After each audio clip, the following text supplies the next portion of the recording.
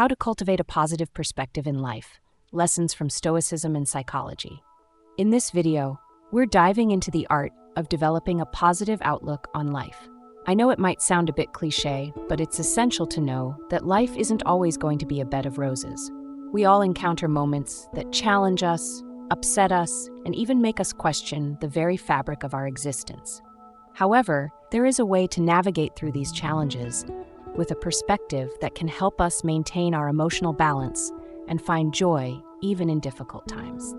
Let's start by addressing a common misconception: the idea that we must always look at life through rose-colored glasses, pretending that everything is perfect. This approach is not just unrealistic, it's counterproductive. Life comes with its share of pain and disappointment, and it's okay to recognize that. What really matters is how we respond to these moments. It's about finding that delicate balance between accepting life's challenges and maintaining a positive outlook where possible. One of the key points I want to share is that we often take life, the world, and our problems far too seriously. We tend to believe that we're the protagonists in a grand movie, and if something goes wrong, it will have catastrophic consequences for everyone around us. But here's the truth: life has been going on for thousands of years, and it will continue long after we're gone. The sun will still rise and set, whether we're here or not. Understanding this can help us put our problems into perspective and avoid blowing things out of proportion.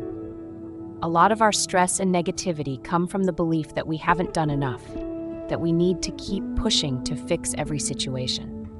This constant anxiety keeps us trapped in a cycle of worry and pessimism. However, if we take a step back and realize that we've probably done all we can in most situations, we can start to let go of unnecessary stress.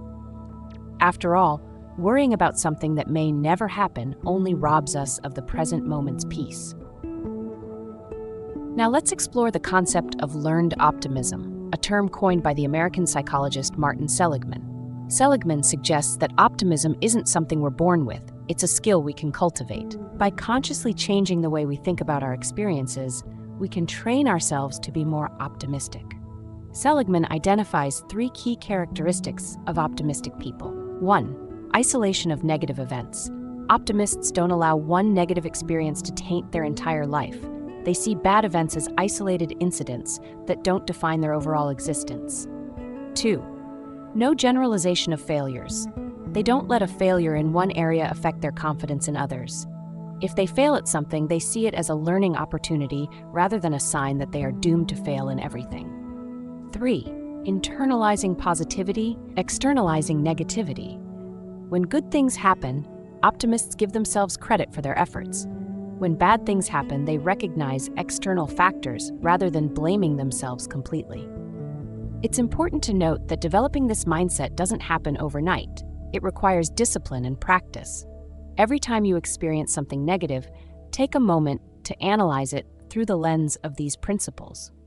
Over time, this will become a natural part of how you process your experiences. Let me share a personal insight. Even as a psychologist, I sometimes feel overwhelmed by life's challenges. I'm not immune to negativity, but I've learned to apply these principles in my own life. I've noticed that when I focus on what I can control and let go of what I can't, my overall well-being improves. Before we wrap up, I want to address one last point: complaining. Complaining might give you a momentary sense of relief, but it ultimately deepens your focus on the negative aspects of your life. When you verbalize your complaints, you reinforce the negative thoughts in your mind, making it harder to see the positives. Instead of complaining, either take action to solve the problem or let it go. This way, you free up mental and emotional energy to focus on the things that really matter. Thank you for joining me in this exploration of how to cultivate a positive perspective in life. Remember, life is a journey filled with ups and downs, but with the right mindset, we can navigate it with grace and optimism. If you found this video helpful, don't forget to subscribe to the channel and give this video a thumbs up. Be kind to yourself, and until next time, stay positive.